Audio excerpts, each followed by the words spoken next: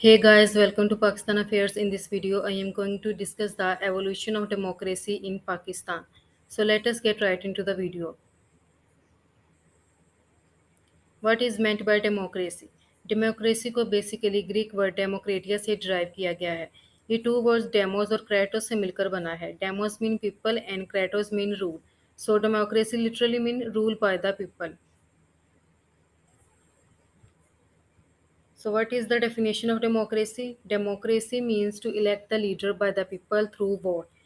Democracy के अंदर हम लोग बेसिकली क्या करते हैं कि लोग हैं वो जो है इलेक्शंस होते हैं, वोटिंग करते हैं और वोटिंग के ज़रिए अपने लीडर्स को इलेक्ट करते हैं। इसे बेसिकली डेमोक्रेसी कहते हैं। सो डेमोक्रेसी का मतलब है कि हमने फेयर इलेक्शंस के ज़रिए, हमने वोटिंग के ज़रिए अपने लीडर को इलेक्ट करना है। So according to Abraham Lincoln, उसने डेमोक्रेसी को किस तरह से डिफाइन किया है? Government of the people, by the people and for the people. ये अब्राहम लिंकन ने ये वर्ड्स यूज़ किए हैं डेमोक्रेसी के लिए 1863 में, जब उसने डेमोक्रेसी के बारे में बातचीत की। So now what is the difference between democracy and dictatorship?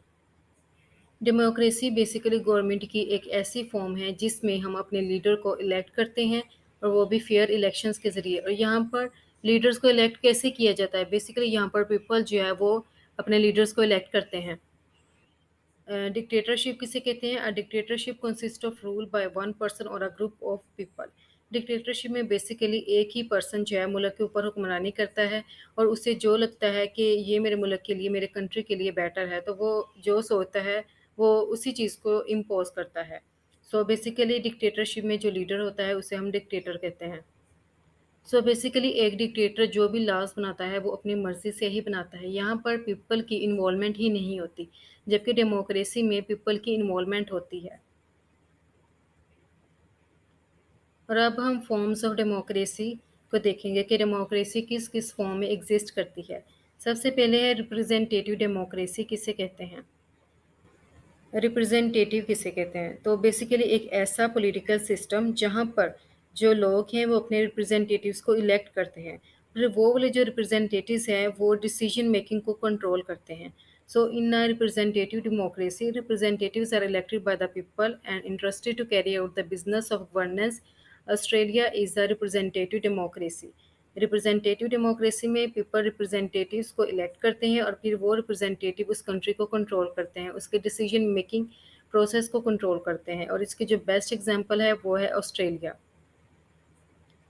Second है यहाँ पर constitutional democracy.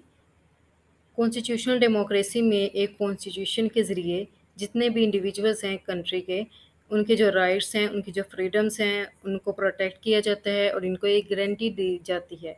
So in a constitutional democracy, a constitutional outlines show who will represent the people and how. Australia is also a constitutional democracy.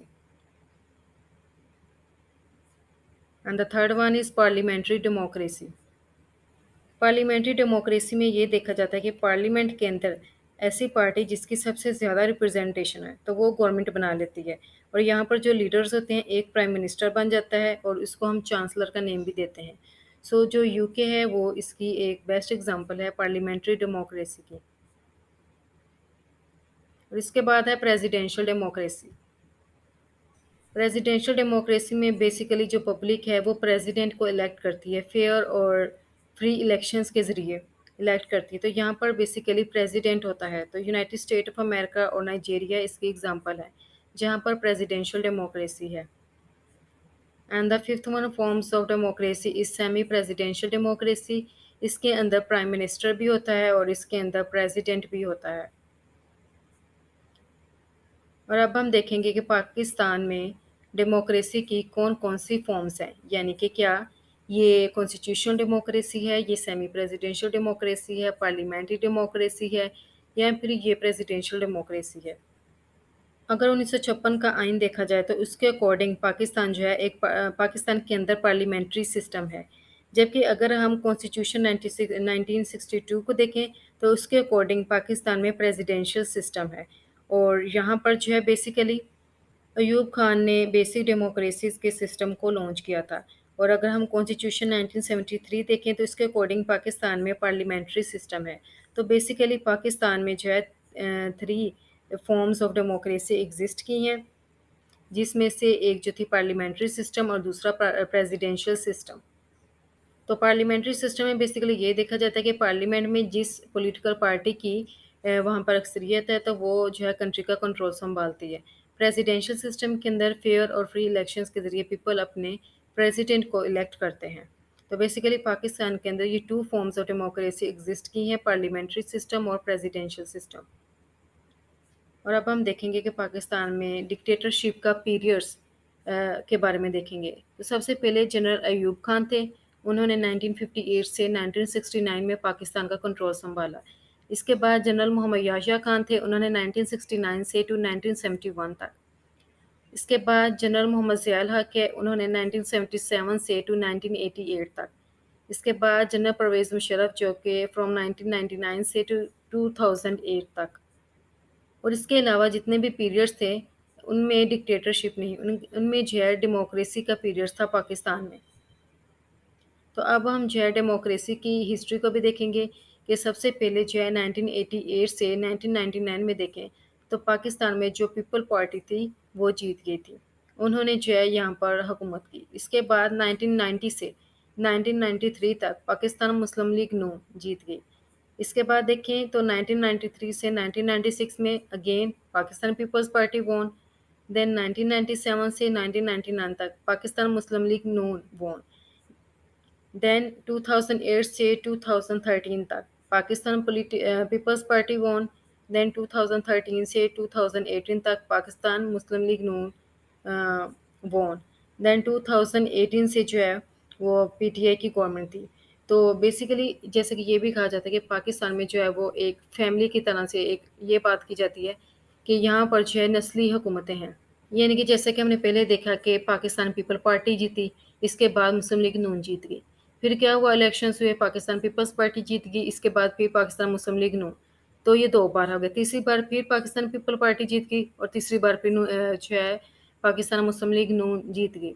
تو اسی طرح Peoples party نون league, Peoples party نون league, Peoples party نون league, تو اس طرح سے پاکستان میں جو ہے system democracy کا چلا آیا ہے۔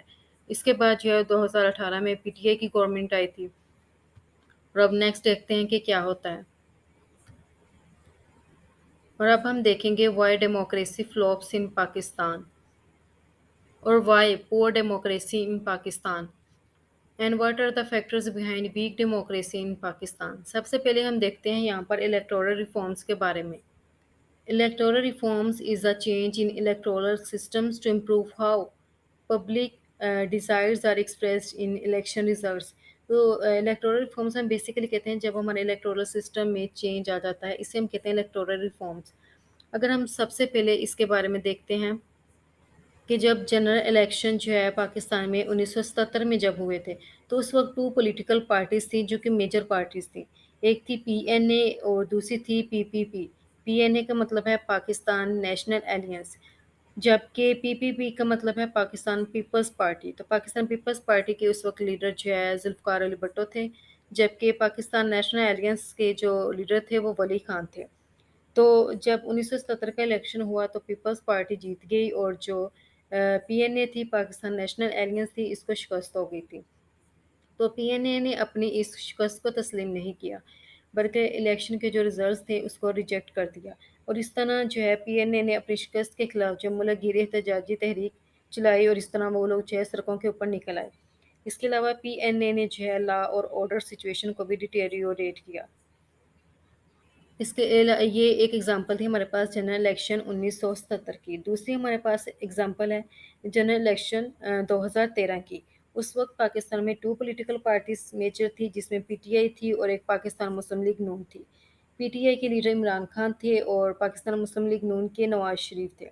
تو جب الیکشنز ہوئے تو پی ایم ایل این جو ہے وہ جیت گئی اور اس طرح پی ٹی آئی کو جو ہے شکست ہو گئی۔ تو پی ٹی آئی نے جو ہے ملک گیر جو ہے اس کے خلاف احتجاجی تحریکیں چلائی اور اس کے علاوہ عوام جو ہے وہ سڑکوں کے اوپر نکل آئی۔ اس کے علاوہ پی ٹی آئی نے جو ہے دھاندلی کا بھی الزام لگایا۔ تھرڈ ہمارے پاس جو ایگزامپل آتی ہے وہ ہے ہمارے پاس جنرل الیکشن 2018 کی۔ تو اس وقت بھی پاکستان مسلم لیگ نون ایک پولیٹیکل پارٹی تھی اور ایک پی ٹی آئی تھی۔ تو اس میں جنرل الیکشن جو 2018 تھے یہاں پر جو ہے عمران خان کی جو political party P T I تھی وہ جیت گئی۔ تو پھر جو پاکستان مسلم لیگ نون تھی اور اس نے پھر جو ہے دھاندلی کا الزام لگایا۔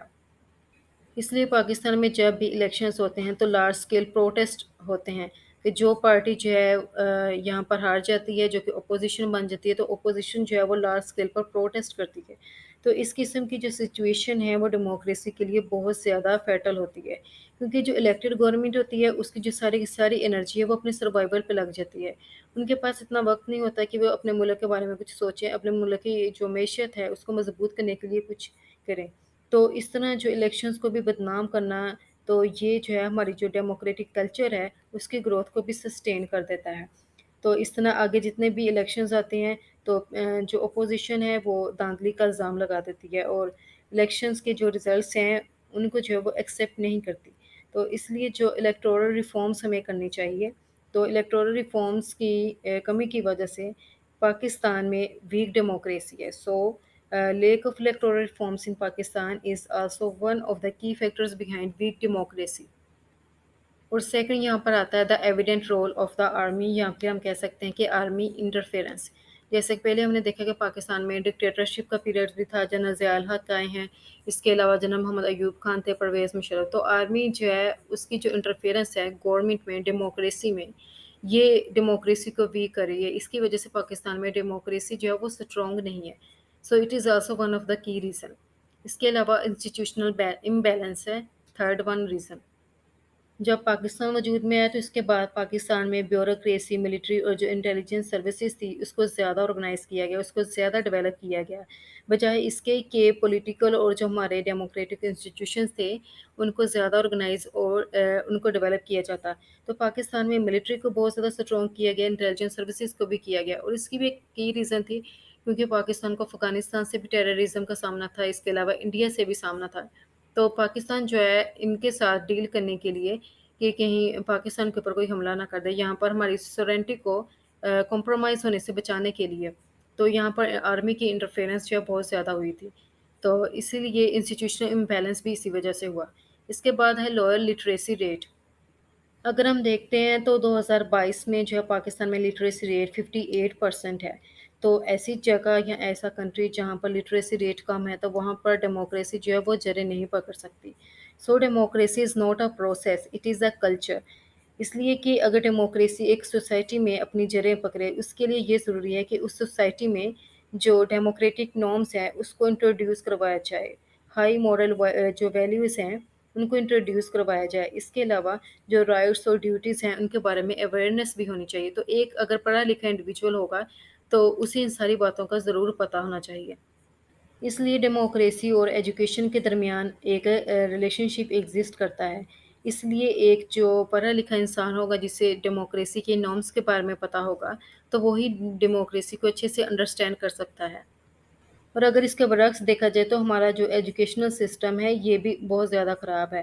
یہ روٹ لرننگ کو پروموٹ کرتا ہے، یعنی کہ کرائمنگ کو پروموٹ کرتا ہے۔ اس کے علاوہ ہم لوگ جو ہے مائنورٹیز کو بھی ٹالریٹ نہیں کرتے صحیح طریقے سے، تو اس کی وجہ سے بھی ہمارے کنٹری میں ڈیموکریسی جو ہے وہ بہت زیادہ ویک ہو گئی ہے۔ اس لیے الٹریسی جو ہے یہ بھی ایک فیکٹر ہے behind the failure of democracy in Pakistan. اس کے علاوہ ہے کرپٹ پولیٹیشینز۔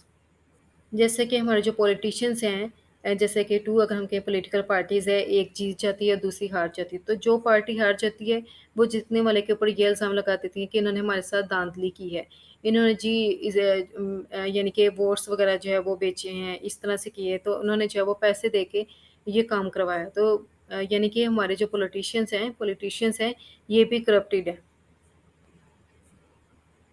مزید یہ کہ الیکشن سے پہلے ہمارے جتنے بھی پولیٹیکل لیڈرز ہیں وہ پبلک سے یہ پرومس کرتے ہیں کہ وہ کنٹری کی ویلفیئر کے لیے کام کریں گے، لیکن جیسے ہی وہ پاور میں آتے ہیں تو سارے کے سارے انہیں اپنے وعدے جو ہے وہ بھول جاتے ہیں۔ ایون کہ وہ جو کامن سٹیزنس کے بیسک ایشوز ہیں ان کے ساتھ بھی وہ کوپ اپ نہیں کر سکتے۔ اس لیے جو جنرل پبلک ہوتی ہے وہ جو بیسک فیسلٹیز آف لائف ہے، جیسے کہ ہماری فوڈ ہے، واٹر ہے، انرجی کرائسز ہے، ہماری جو پور ہیلتھ فیسلٹیز ہیں، اس سے جو ہے وہ سفرنگ کر رہی ہیں۔ So Pakistan is also one of the youngest democracies in the world. Interest of opposition parties, یہاں پر دیکھا جائے تو اپوزیشن پارٹیز بجائے یہ کہ دوسری پارٹی کے ساتھ مل بیٹھ کر کنٹری کی ویلفیئر کے لیے کوئی کام کرے، یہاں پر نکتہ چینی میں ہی لگے رہتے ہیں۔ اور ہر روز پولیٹیکل پارٹیز کے درمیان نئے سے نئے لڑائی جھگڑے جو ہے وہ دیکھنے کو نظر آتے ہیں۔ Interest of great powers in the region, یہاں پر گریٹ پاور کا مطلب ہے یونائٹڈ اسٹیٹ آف امریکہ، یعنی کہ جیسے کہ پاکستان نے جو ہے امریکہ کو جب امریکہ نے افغانستان کے اندر وار آن ٹیرر کو لانچ کیا تھا تو پاکستان نے امریکہ کا ساتھ دیا تھا۔ تو پاکستان کی ایک امپورٹنس تھی کہ امریکہ نے جو ہے پاکستان کے لیے ایک انٹرسٹ شو کیا۔ تو گریٹ پاور امریکہ کا بھی اس ریجن میں انٹرسٹ تھا اور اس وجہ سے بھی ڈیموکریسی پاکستان میں فلوپ ہوئی ہے۔ اس کے بعد ہے ویک پارٹی سسٹم، جیسے کہ عمران خان جو ہے ان کی حکومت چلے گی تو ان کی جو اس کے بارے میں جو کی ریزن بتائی جاتی ہے کہ یہ بتائی جاتی ہے، ایک تو انہیں گورنمنٹ کو سنبھالنا نہیں ہے ایسے ہی سے، دوسرا یہ کہ ان کی جو پارٹی تھی وہ ویک تھی، ان کے درمیان ڈس ہارمنی تھی۔ تو پارٹی کے درمیان جو بیسیکلی ڈس ہارمنی نہیں ہونی چاہیے، پارٹی کے جو سارے ممبرس ہیں ان کو کلیکٹیولی کام کرنا چاہیے۔ اس لیے پاکستان میں جو پولیٹیکل پارٹیز ہیں یہ ویک ہیں and they are also unable to perform their main function for the welfare of people in the country.